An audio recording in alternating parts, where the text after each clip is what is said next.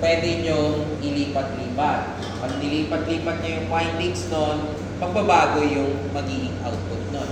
So, yung unang type, yun nga, voltage regulating. Yung pangalawa is phase shifting. Now, with that in mind, nagbabago yung principle natin sa transformer. Ordinarily, ang transformer natin, pag minodel natin siya, is isang winding lang or direct lang. Dito, hindi na. Pwede natin sabihin na kung ang ordinary transformer mo, pag ginawa natin siya, magiging isang inductor lang, tapos na. Pag ginawa na, that is 1:1 yan. Pag ginawa na natin siyang top changing transformer, working is 1:8, tawagin na lang natin itong bus P at saka bus Q. Hindi siya ganito. Mangyari sa kanya would be something like this one. Meron ka dito, sabihin natin, yung admittance mo or reactance mo, then lalagay natin dito yung top setting natin na 1:8. Then ito yung bus natin. So we call this bus P, we call this bus Q, then we call this bus T. Ang principle natin dito, yung current natin dito, tawag natin IQ. Ito is papunta dito, tawag natin IP. Okay, balikan natin yung principle ng transformer. So, if we want to get yung aking current sa IQ, ang ginagawa natin ay negative IP times 1/8. Kasi pinapalit natin. We assume that this is yung high voltage side. Now, we assume this is the low voltage side. Ito high voltage. So, 1/8. Kasi yung 1/8, yan yung third station natin. Now, if, for instance, we want to get yung aking current sa P, para makuha ko yung current sa P, tawagin natin itong admittance na YP. Pwede ko sabihin equal yan sa VP minus VE times Y VP. Kasi yun yung voltage. Now, itong VP na to, ang tawag natin dyan, fictitious bus. Kasi wala naman talagang bus sa pagitan nila. Ina-assume lang natin meron yan for the simple reason na alam natin pwede tayo kumuha ng voltage dito. So, pag sinama natin siya dito, ang mangyari dyan, yung VP natin is actually equal to what? VQ times A. Bakit VQ times A? Kasi na mag-increase tayo. A over 1 third station. Or vice versa. So, hindi yan. So, ito, sa substitute natin dito, ay parang palitan na lang. This is A. Ito tama. 1/8 yan. Pero ito, VQ over A siya. So, pag sinubstitute natin dito, ang I nito ay equal to VP minus VQ over A times Y then IQ. Now, yung IQ, pwede natin i-simplify. So, lagay ko yung IQ. Pag sinimplify ko yung IQ, pwede ko siya i-express in terms of this one. So, magiging VP minus VQ over A times Y VQ. Then, ita-times ko pa siya na alin? 1/8. Negative 1/8. So, simplify natin. IP is equal to VP YPQ minus BQ over YPQ over A BQ. IQ is equal to VP negative VP negative YPQ over A, then plus YPQ over A squared PQ. Pwede natin gawan yan ng matrix. Kung gusto nyo lang matrix representation, IQ. So magiging YPQ negative YPQ over A negative YPQ over A and YPQ over A squared.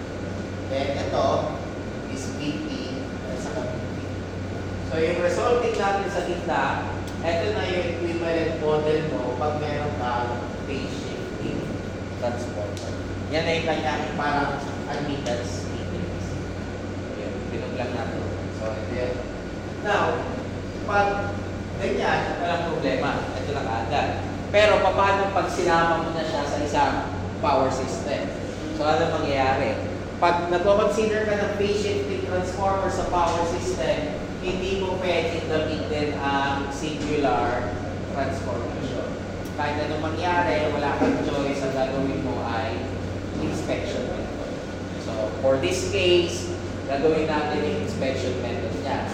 Ilan yung size ng matrix natin? 4. Matrix. 4 by 4. 4 by 4. Bakit 4 by 4? Ilan ba ang buses mo? 4. 4. Bus 1, bus 3, bus 4, and bus 2. Kaya 4 by 4 tayo.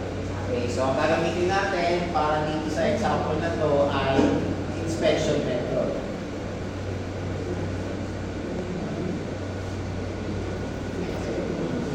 Pwede kong gawin yung nasa gitna. Pwede ko nang kunin yun. Tawagin natin siyang Y34.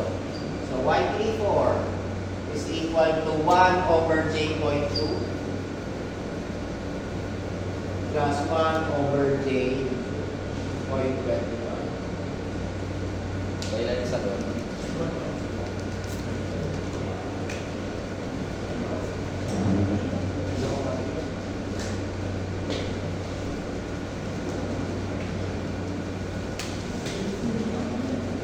Negative 9 I sir. Negative J9. Negative J. 9.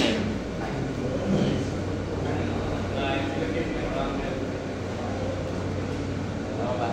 Negative J. Okay. So punta na tayo dito. Unahin natin yung buses 1 to 3. So drawing natin siya. Ito yung aking bus 3.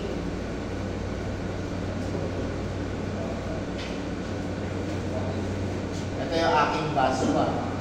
Then, ang value nito ay 1 over J 0.125. Then, magiging 1 is to 0.8. Kailangan nyo tandaan kung ano yung ini-equal sa 1, yun yung 8. So, ang model natin ng A is palagi nandito sa side. Kaya magiging Y8 mo ay Y31. Hindi siya Y13. Malinaw ba? Kasi ito yung, kung saan tayo nag-top, yun yung bus Q. Kung saan yung 1, yun yung bus P. Palaging ganun yun. Hindi pwede mong pagbalik na rin yan. So, pwede ka nang gawin to directly. So, Y31. Ilan yung Y31? Ano yung 1 over J 0.125?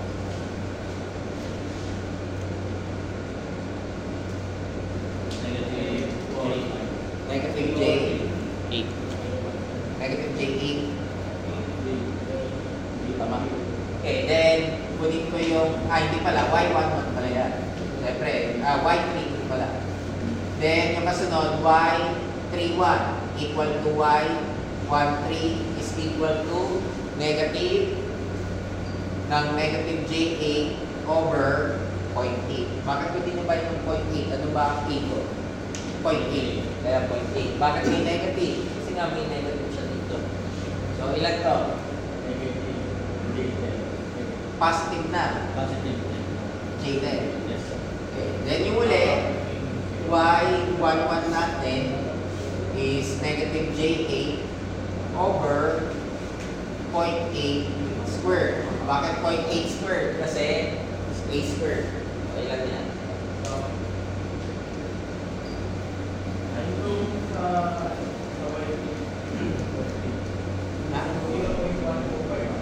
Oh, 1 over J, 0. 0 pala. So, masyadong maliit lang. 0.0. So, ilan to? 80? 80 na. Ito lang natin 0. Ayan. Ito rin. So, ilan to? Negative J80 over 0.8 squared.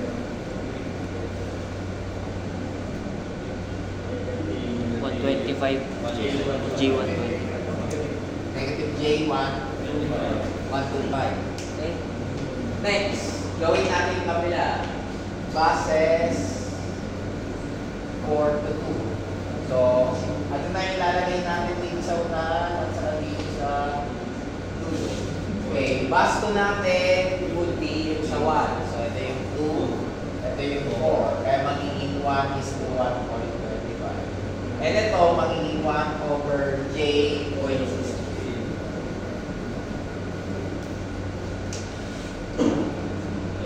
Y22 equal to 1 over J.60.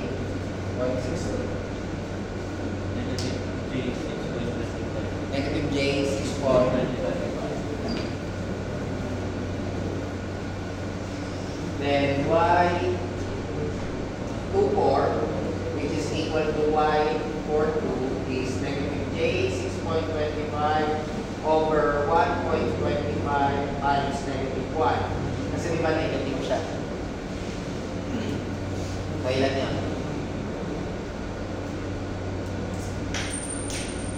Nasa J25. Then Y44, negative J 6.25 over 1.25 squared.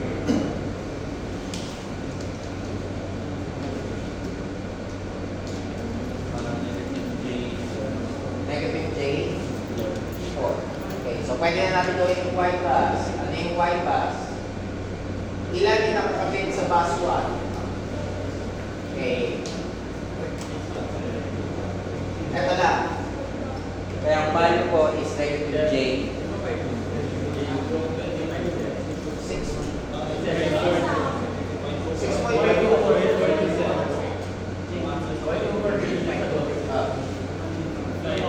2.5.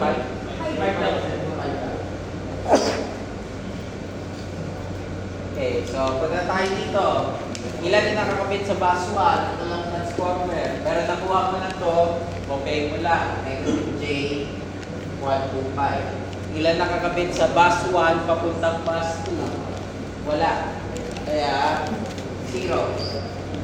Ilan yung nakakabit sa bus 1 papuntang bus 3? Ito lang rin, di ba?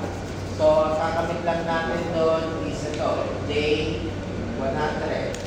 Ilan yung nakakamit from bus 1 papuntang bus 4? Wala. So, 0. Okay. Punta tayo sa pangalawa, 2. Ilan yung nakakamit sa bus 2? Isa lang, yung transformer lang. So, kukompare ko lang ito. Negative J 6.25. Ilan yung nakakamit from bus 2 papuntang bus 3? Wala. So, 0 to. Ilan yung nakakabit sa bus 2 papuntang bus 4? Isa lang. Yung transformer lang. So, kukumpay ko lang. J5. 3. Ilan yung nakakabit sa bus 3? Dalawa. Yung transformer, saka ito. Pero may value na tayo sa transformer. 80. Dadagdagan ko lang nito. 9. Magiging negative J 89. Ilan yung kakabit sa bus 3 papuntang bus 4? Isa. Yun lang. Ta-times ko ito ng negative 1. Kaya magiging J9. And lastly, ilan yung kakabit sa bus 4? Ito, saka ito. So ilan yun? Negative J9, saka ito. Negative J. So, yan lang yung nadagdag dun sa ano natin. Pagkuha ko ng hindi ka pwedeng mag-singular transportation. Automatically, inspection ka lang. Pag may top changing transport. Questions? Dagdagan pa natin example. Gawin natin. Dalawa lang yan eh. Gawin natin 3 bus.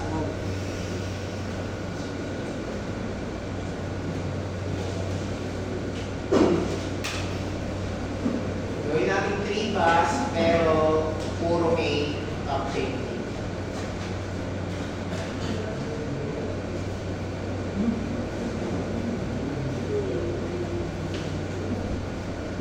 Tapos lagyan natin generator.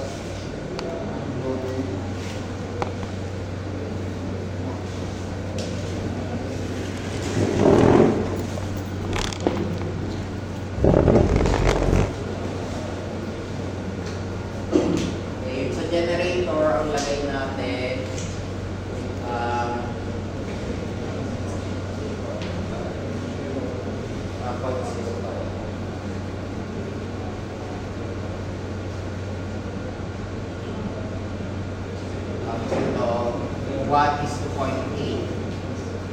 0.9 is to 1. Then 1.2 is to 1. Tapos ang XT natin is J.02. So, ginawa lang natin top changing, transformer. Pero kulang pa yan, pwede mo palagyan yung mga transmission line, etc. Pero hindi natin consider para mas mabilis lang i-solve. Okay, so unahin natin si Y20. Ano yung Y20 ko? 1 over J 0.5. So, ano yung 1 over J.5?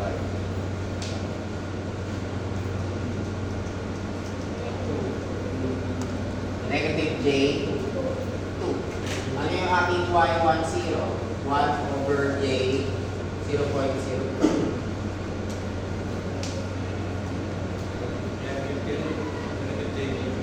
Negative J 50. And yung uli, Y30. 1 over J 0.05.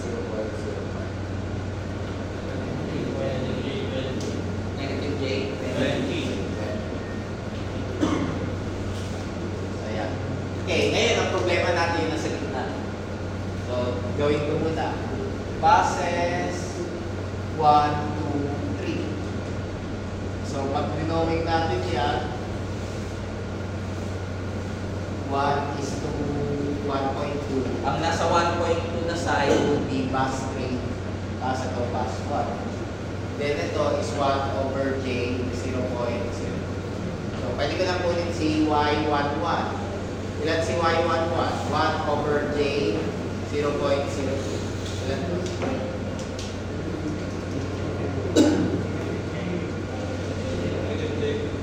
negative J 50. 50. Negative J 50. Okay. Y12 is equal to Y21, which is negative ng 1 over, negative ng negative J 50 over 1.2.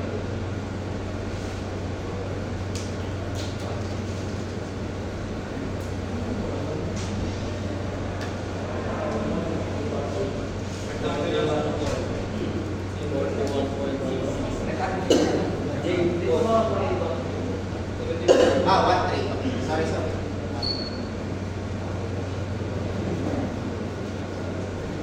Sorry. J 41 sir. J 41.6667. Okay. Then Y33. Ano yung Y33? Negative J 50 over 1.2 squared. Negative lang sir, din yung 21.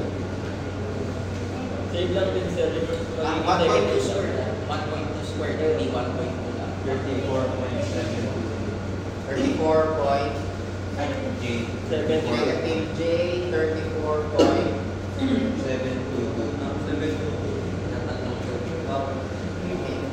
Next, gawin natin yung bases 1 to 3 yan.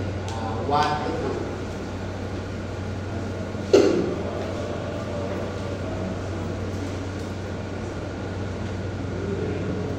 1 is 2.8. So, ito yung bus 2. Ito yung bus 1. Kaya ang Y11 ko, pare-parehas lang naman siya ng 1 over J 0.02 is negative J 50. Diba? Huwag nyo na i-solve, parehas lang naman. Pero kung magkaiba yung value, susolve nyo, ha?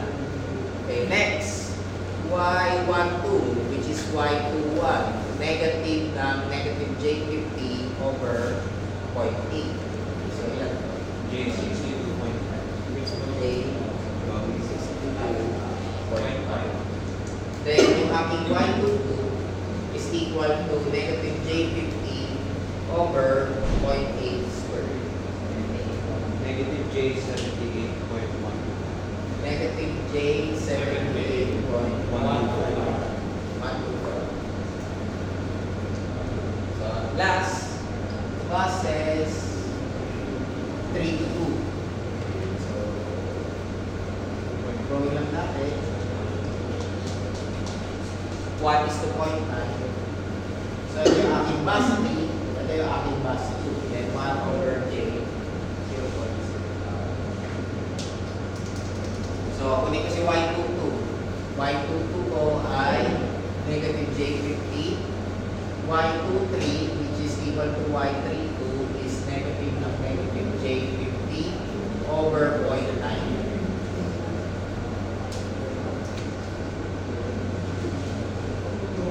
Negative J55. Negative J 55. 45. 0.5556. 55. And yung ulit, Y33 is negative J50 over 0.9 squared. Negative 61. J.72.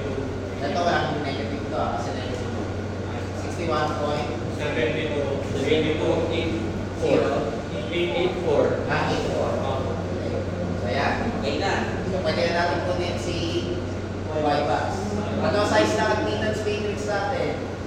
4 by 4. Ilan bus natin? 3. So, ano size na admittance matrix?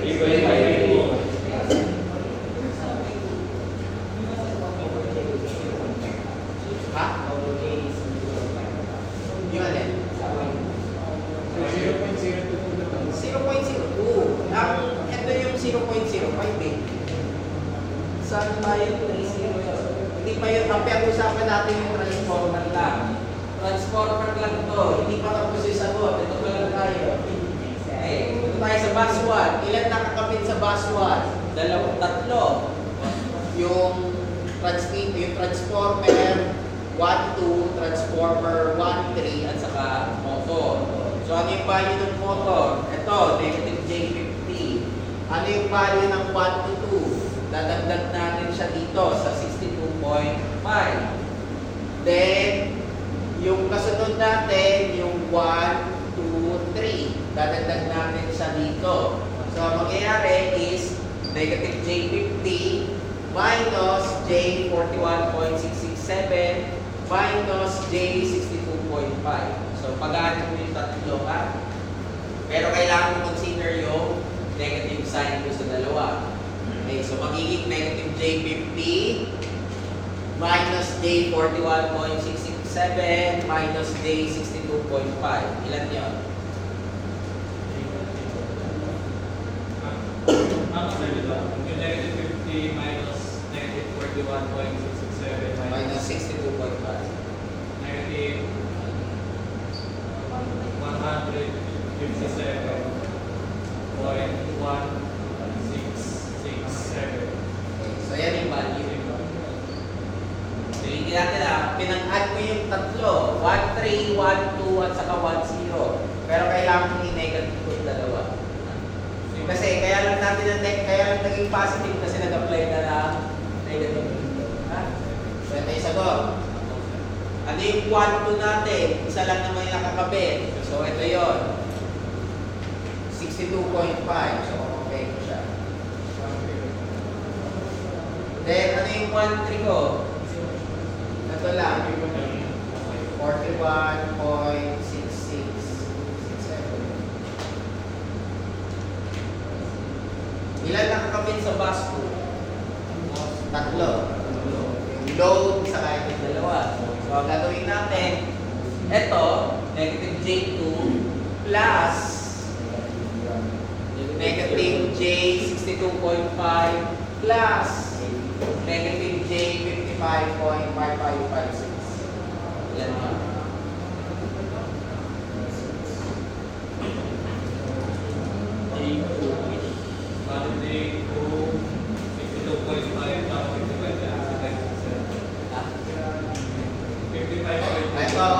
Ito, at saka ito.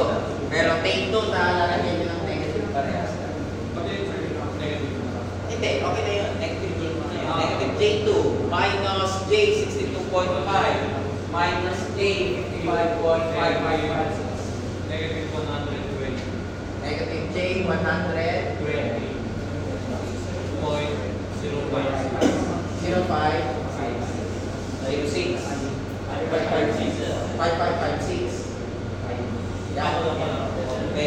Then, 2-3. Ano yung 2-3 natin? 5, J20. Okay, then yung huli natin. Ilan nakakabit sa bus 3? Tatlo ulit. Ito, saka ito. Kaya gagamitin ko is negative J20 minus J 41.667 minus J 55.5556.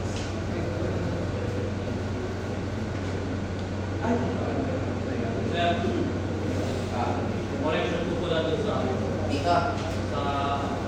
Pinakaunang ano? pinakauna. 150 po po. 154.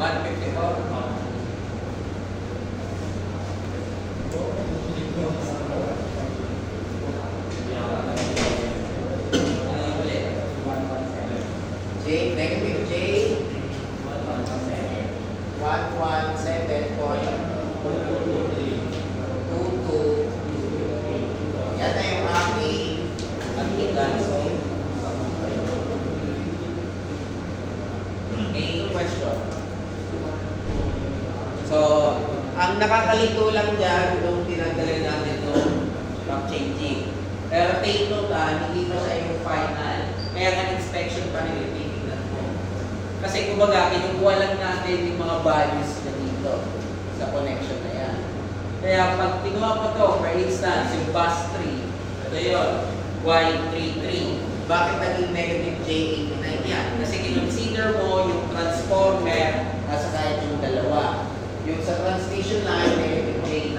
Yung sa transformer, negative J18. Kaya naging negative J89. Dito, kung titignan mo yung example, kukunin mo yung bus 2, ilan yung Y22, ilan yung nakakabit dito? Tatlo. Yung load sa kayong dalawang transformer. Kaya i-add natin itong load, which is negative J2, yun sa transformer mo, na meron kang 2, 1, 2, at saka meron kang 2, 3. So, yun lang yung lalabas. So, yun lang yung pagbabago pag kinonsider mo yung top changing. Pag ordinary transformer yan, wala ka ng problema. Dahil kasi ito, kinoconsider, nagbabago yung admittance mo. Okay, so natapos sa natin yung discussion regarding sa admittance matrix. So may dalawang paraan ulit yun. Ulitin lang natin. Yung una, ayan, yung ginawa natin, inspection method. Yung pangalawa, yung ginawa natin kanina sa last time, yung singular transformation.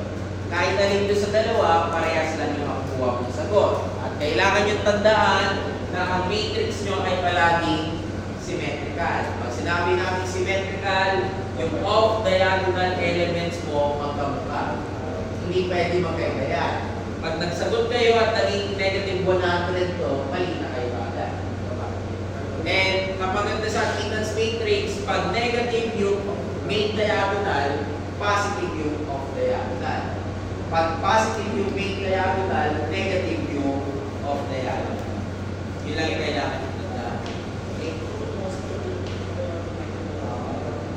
May tanong. Kailan mo ito nangyayari yung top changing?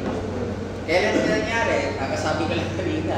So, pag meron kang kinokontrol na real power and reactive power, pag gusto mong i-control siya. So, isa ito sa mga ginagawa sa substation na design. Kung let's say, gusto mong baguhin yung volt, yung power na pumapasok or reactive power. So, nagdadagdag ka na top changing. Sige, okay nyo muna.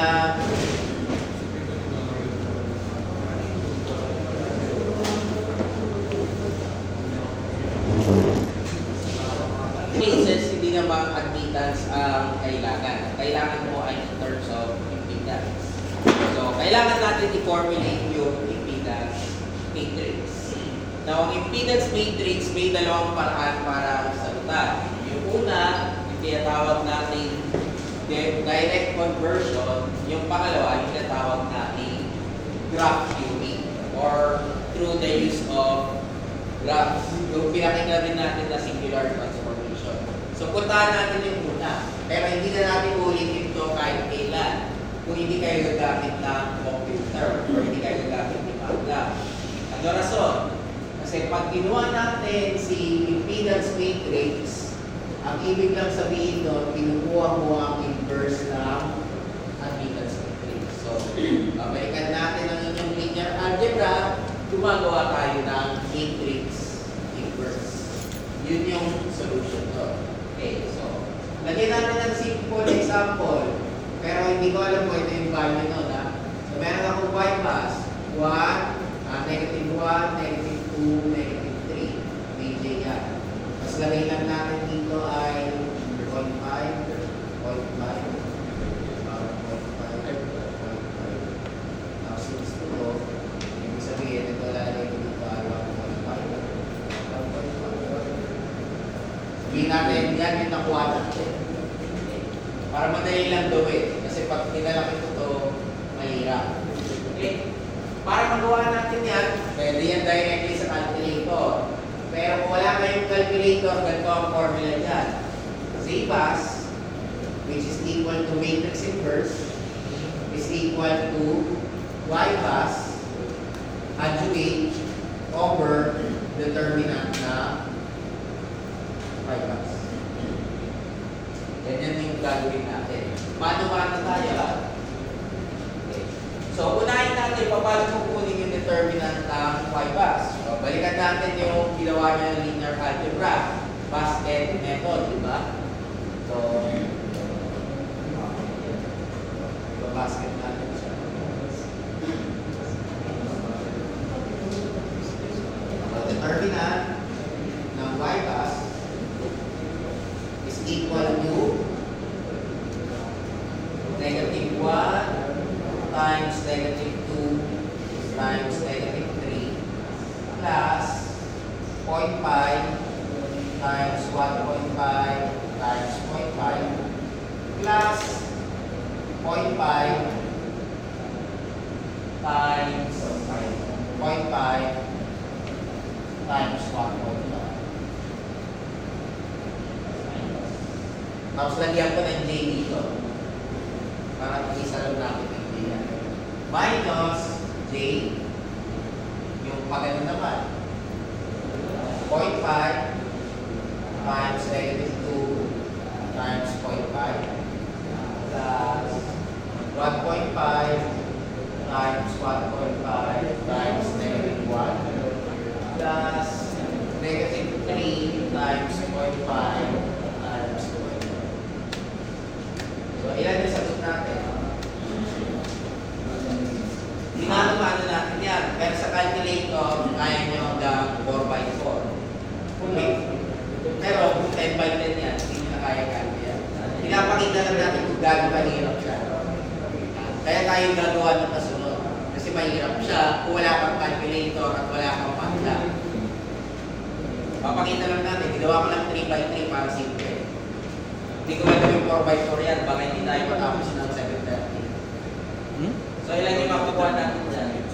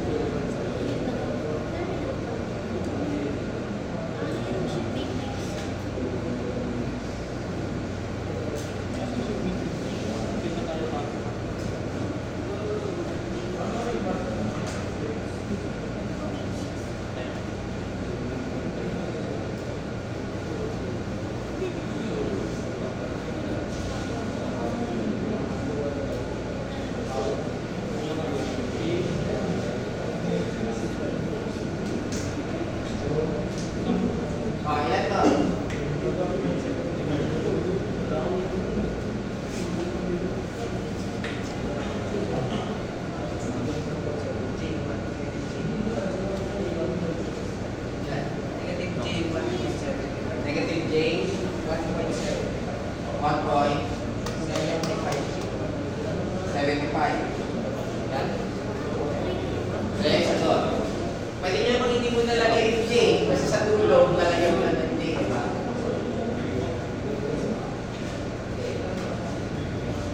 Sige, check mo na natin. Bago tayo mag-proceed.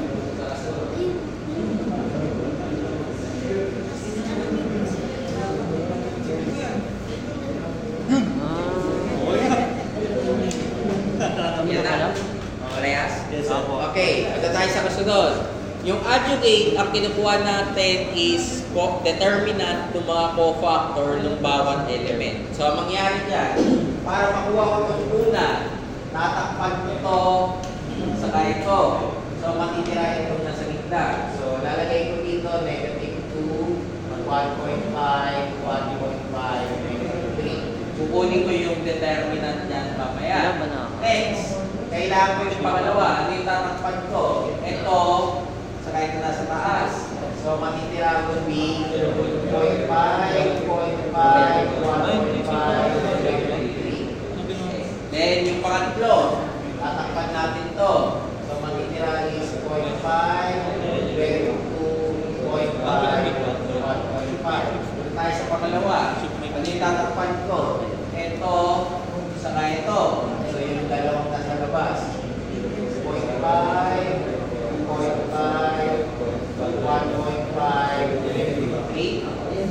Then ito, tatakpan natin yung ganyan.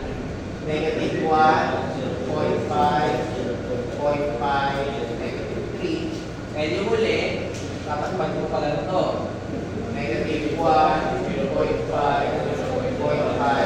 1.5. Ulitin niyo sa baba. Sa baba, ito naman yung tatakpan natin. 1.5, then yung kasunod, ano na kapilitan? Ito na kita. Negative 1, 0.5, 1.5. Then yung uli, negative 1, 0.5, 0.5. Kukunin mo yung determinant nila. Huwag nyo kakalimutan lagyan ng J dito sa labas.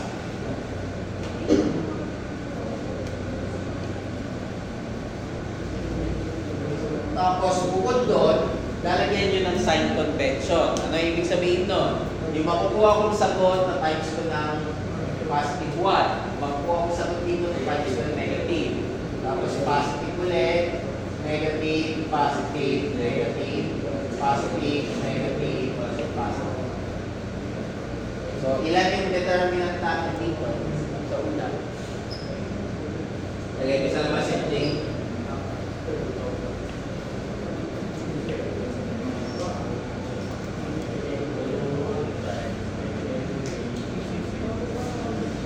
So, negative 2 times negative 3 minus 1.5 times 1.5.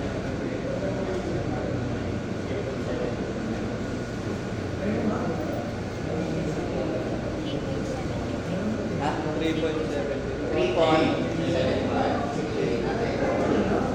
Kasi doon, 0.5 times 3, times negative 3 minus 0.5 times 1.5. Negative yung sagot niyan, di ba? Ito times nyo yun na negative 1. Kasi may negative kasi taas. 1 point. 0.75. Yan yung negative 1. Tama? Kasi 0.5 times negative 3 minus 0.5 times 1.5. Yung sagot doon, times na negative 1. Magpapasin sir, kasi negative yung Negative yung sa loob. Tapos times nyo na negative kaya positive. Ito yun.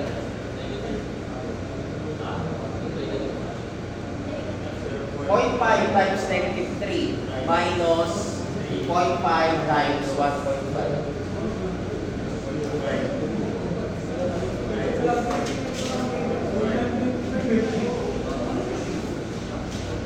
Ngayon sa kota.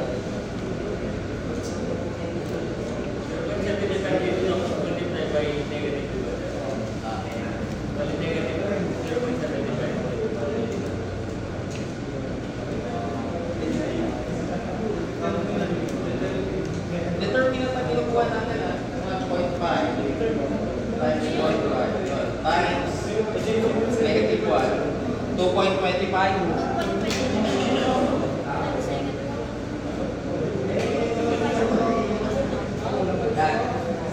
Determinant tayo determinant Ito, saka ito. So, 0.5 times 1.5. Yung sagot nun, minus sa 0.5 times negative 2. Balik,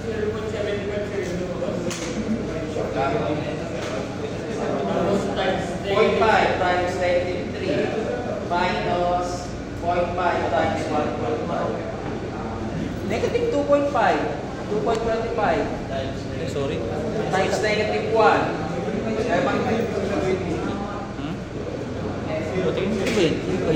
Kaya magiging 2.25. Sa negative. 0.5 plus 1.5, 0.5, Pag-relate sa kanya 3. 2.5 times negative 3, diba? Minus 0.5 times 1.5. Ganyan pa yung lagay ko sa calculator? Ay, diba? O, sige, sorry Negative 3.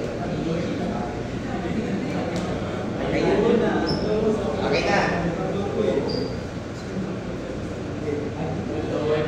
Kasi malalaman yung mali agad yung sagot nyo pag nagkaroon kayo ng negative dito kahit isa. Hindi pwede mag-negative yan. Negative. Next, ilan to? 1.75.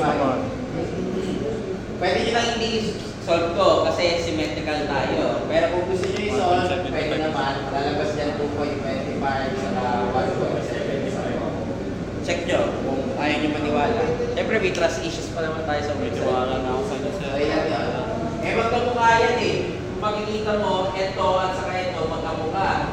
Nilipan mo lang. Diba? Pero pwede nyo i-check. Ano ba yan? Niliwala na ako sa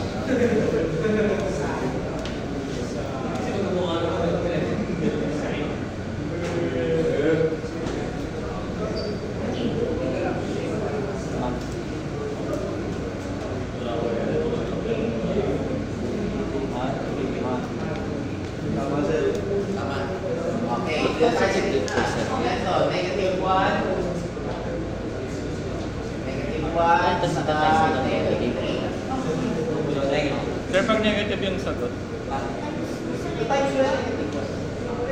Hindi sir, sana po ba tayo? Sinasagot ako na po kasi yung sa amin. Sa gitna ako. Negative 1 times negative 3 minus 0.5 times 0.5. Positive with 70. Negative 1 times negative 3 is positive 3. 2.75.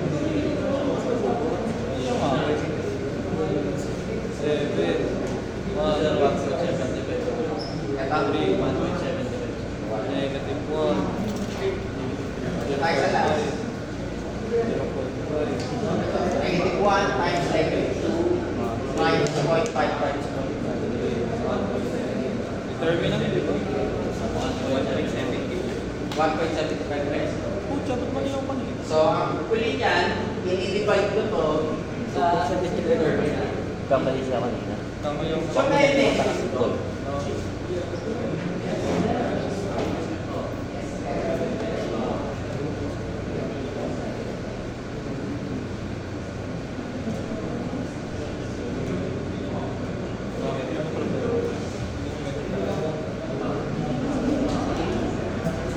So, yung aking J pass is equal to labas ko yung J. So, ano mangyari? 3.75 divided by negative 1.75.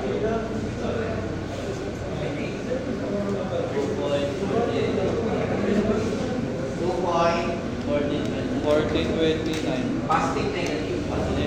Negative 1.75. Negative sa akin. So, negative 2.1429. 29. Okay, 2.25 divided by negative 1.75. negative 28.57. Negative 1. 57. Then yung kasunod, 1.75. Huwag nyo na isolve. Negative 1 na. 1. Then, ito, negative 1 na. And yung uli, 2.75. 1.5714. Pwede nyo i-check sa MATLAB yan or sa calculator nyo. Kung ang sagot nyo dito, pag kinuha mo yung inverse nito, is yun. Dapat yun ang sagot. Pero ang ginawa natin yung long method. Kumbaga wala kayong calculator na kaya mag-matrix inverse. Okay. Take note, ang pinag-usapan pa lang natin, 3 buses. 3 bus lang yan.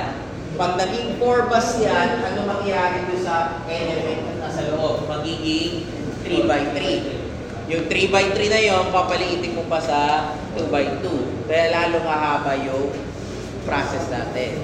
Kaya hindi natin ginagawa to. Ginagawa lang natin to pag meron ka ng computer.